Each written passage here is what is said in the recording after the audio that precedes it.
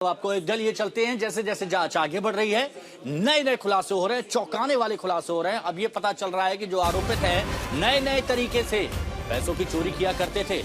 फर्जी रसीदें इन लोगों ने बनवा रखी थी। पुलिस रिमांड में लिए गए आरोपियों की निशानदेही पर बड़ा खुलासा हुआ। राम मंदिर ट्रस्ट के नाम पर पुरानी फर्जी चंदा रसीद छपवा रखी थी और सूत्रों के अनुसार पूछताछ में आरोपियों ने यह कबूल किया है कि वो केवल दान की चोरी नहीं करते थे, फर्जी रसीद बनाकर श्रद्धालुओं से पैसे भी वसूलते थे।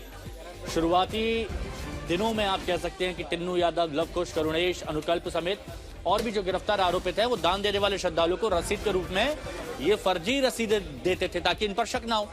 हालांकि बाद में जब ऑनलाइन रसीद व्यवस्था लागू हुई तो इन लोगों ने वो कागज जो फर्जी रसीद था उसका इस्तेमाल बंद कर दिया, लेकिन तब तक अच्छी खासी रकम ये लूट चुके थे।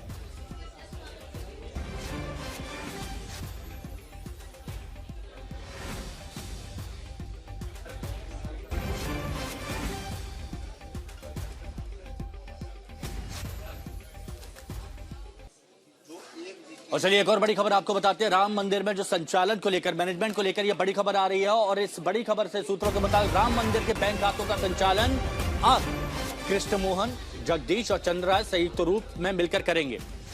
ये बड़ी खबर राम मंदिर में दान के मैनेजमेंट को लेकर आपको बता रहे हैं। बैंक से जुड़े किसी भी लेन देन में अब तीनों के हस्ताक्षर जरूरी होंगे। सूत्रों के मुताबिक अब दान गणना स्थल पर कुल 43 लोग मौजूद रहेंगे। आशीष हमारे सहयोगी हमारे साथ जुड़े हुए। आशीष, क्या जानकारी आ पा रही है? देखिए हिमांशु, सबसे बड़ी बात है कि जो चंदा चोरी की बात आई उसके बाद से मैनेजमेंट में भी फेरबदल किए गए। जहां इस्तीफा हुआ उसके बाद अब जो सीए की तरफ जो भूमिका निभा रहे हैं ट्रस्ट में कृष्ण मोहन, चंदन राय और जगदीश, उनको इस जिम्मेदारी की गई है कि जो दान है उसको लेकर वो ऑडिट एक तरीके से पूरा करेंगे, उसी पे नजर रखेंगे और उसी की रिपोर्ट बनाकर ऊपर सौंपेंगे। तो कहीं ना कहीं ये सेकंड लेयर का मैनेजमेंट है जिसको ये रखा गया है।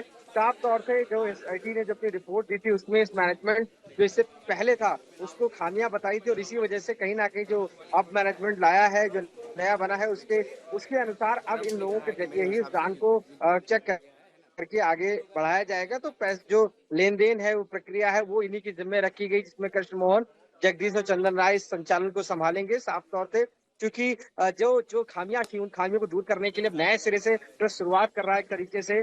भले ही अभी महासचिव की तैनाती नहीं हुई हो, लेकिन जो लोग वहां पर है अभी भी, चूंकि चंदा आ रहा है, अभी भी दान आ रहा है, तो उसको मैनेजमेंट देखने के लिए अब पुराने लोगों को थोड़ा सा साइड करके नए लोगों को जिम्मेदारी भी दी गई है। और ऐसे में ये भी माना गया है कि जो ट्रस्ट ने जो रिपोर्ट बनाई है उस रिपोर्ट के मुताबिक, एसआईटी की रिपोर्ट के मुताबिक तो अब नई जिम्मेदारी यहाँ पर संभाली जाएगी। शुक्रिया आशीष आपका हमारे साथ जुड़ने के लिए।